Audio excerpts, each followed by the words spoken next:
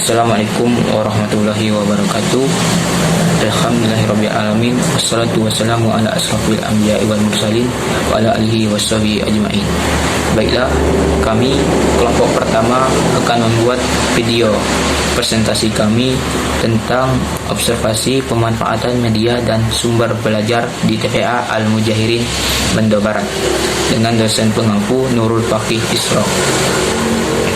Adapun nama-nama kelompok kami, yang pertama dengan saya sendiri, Sulandri Patrima dengan NIM 2011139. Yang kedua ada Dio Al-Aziz dengan NIM 2011155.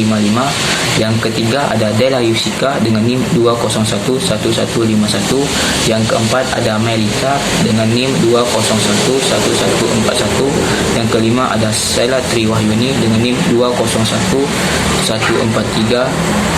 Yang terakhir ada Suira dengan NIM 2011154. Baik, adapun profil sekolah tempat kami observasi, yaitu nama sekolah TPA Al-Mujahirin Bendo Barat, alamat Jalan Masjid As-Syuhada, Desa Petaling, Kecamatan Bendo Barat, Kabupaten Bangka, Kepulauan Bangka Belitung.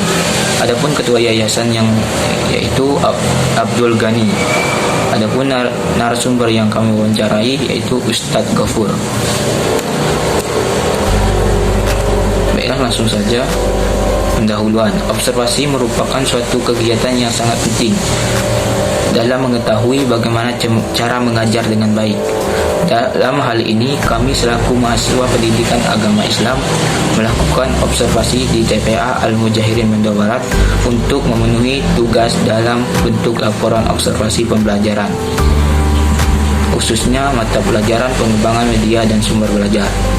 Perlu kita ketahui bahwa Taman Pendidikan Al-Quran adalah lembaga atau kelompok masyarakat yang menyelenggarakan pendidikan non formal jenis pendidikan Islam yang bertujuan untuk memberikan pengajaran membaca Al-Quran sejak usia dini serta memahami dasar-dasar Islam pada anak usia taman kanak-kanak, sekolah dasar ataupun madrasah ibtida'iyah atau bahkan lebih tinggi lagi. TPA atau TPQ ini secara dengan RA dan taman kanak-kanak, di mana kurikulumnya ditekankan pada dasar-dasar membaca Al-Quran serta membantu pertumbuhan dan perkembangan rohani anak agar memiliki kesiapan dalam memasuki pendidikan lebih lanjut. Adapun media pembelajaran merupakan sebuah sarana pembelajaran yang digunakan oleh seseorang dalam menggunakan alat yang dibuat untuk memudahkan dalam penyampaian materi ketika mengajar di sekolah. Adapun media pembelajaran pada dasarnya dapat dikelompokkan menjadi dua. Yang pertama, media pembelajaran modern, dan yang kedua, media pembelajaran tradisional. Laporan hasil observasi ini disusun untuk memenuhi tugas mata kuliah pengembangan dan media sumber belajar. Dengan adanya observasi ini diharapkan kita dapat mengetahui bagaimana seseorang guru mengajar suatu pembelajaran, kemudian kita sebagai seseorang calon guru tentunya dapat memilih mana yang baik untuk diajarkan kepada murid-murid kita kelak. Adapun pembahasan hasil wawancara akan dilanjutkan oleh rekan kelompok kami. Baik, saya akan membahas pertanyaan pertama mengenai bagaimana pemanfaatan media dan sumber belajar dalam proses pembelajaran di TPA Al-Mujahirin Bendo Barat. Sebelumnya kita harus mengetahui terlebih dahulu apa yang dimaksud dengan TPA. TPA adalah pendidikan untuk baca dan menulis Al-Quran di kalangan anak-anak. Untuk pemanfaatan media dan sumber belajar di TPA Al-Mujahirin tersebut, untuk saat ini proses belajar mengajar di TPA Al-Mujahirin Bendo Barat itu masih secara manual, belum memakai alat seperti teknologi atau internet, dikarenakan proses pembelajaran di TPA dan di sekolah itu berbeda. Jadi proses belajar di TPA ini belum menggunakan teknologi, masih manual seperti mengaji dan menulis. Di sini yang diperlukan adalah peran para pendidik, dan media yang diperlukan adalah media pembelajaran tradisional, mengingat yang diajar adalah anak-anak dan TPA itu beda dengan sekolah biasa karena TPA ini lebih ke pelajaran agama semisal ngaji, Iqra dan Al-Quran. Yang menjadi media pendukung mereka adalah buku cetak yang disebut Iqra. Pendidikan anak di TKA atau TPQ lebih banyak berorientasi pada pembinaan dan pengembangan kognitif atau hafalan surat-surat pendek, ayat-ayat pilihan dan doa sehari-hari, dan psikomotorik atau cara keterampilan melaksanakan ajaran agama secara formal, keterampilan membaca Al-Quran, mempraktekkan lagu-lagu Islami. Hai teman-teman, sebelumnya perkenalkan nama saya Melita NIM 211141.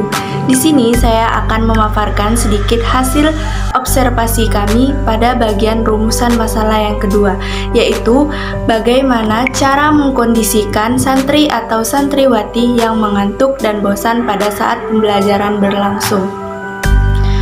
Pengajaran yang diberikan di TPA tidak hanya sekedar belajar ilmu pengetahuan di kelas, namun belajar yang positif dan mampu menumbuhkan perkembangan daya kreativitas santri dan mengakrabkan hubungan dengan sesama telah menjadi bagian pengajaran yang harus diperhatikan.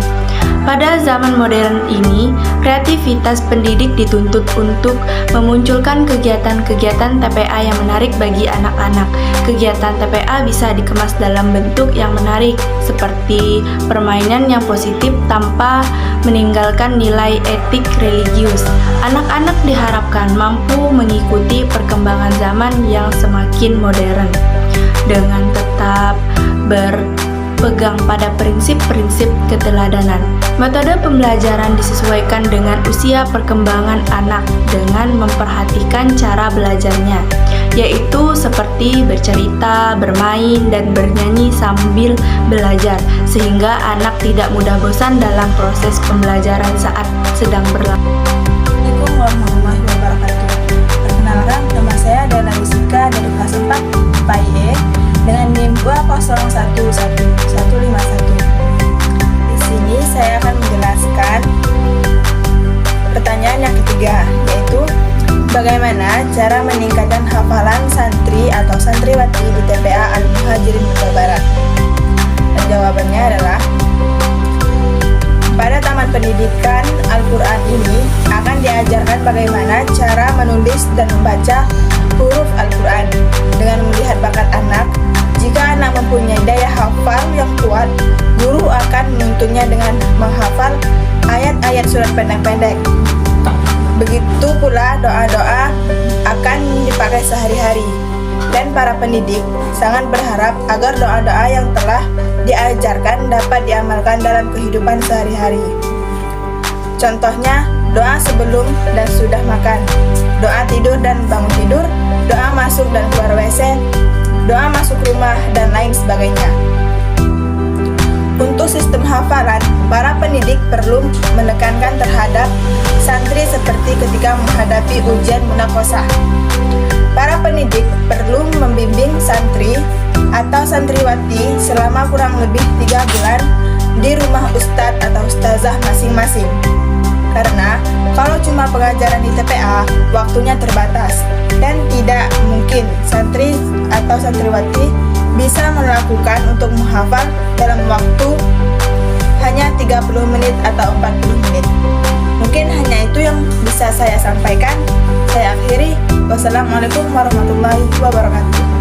Assalamualaikum warahmatullahi wabarakatuh.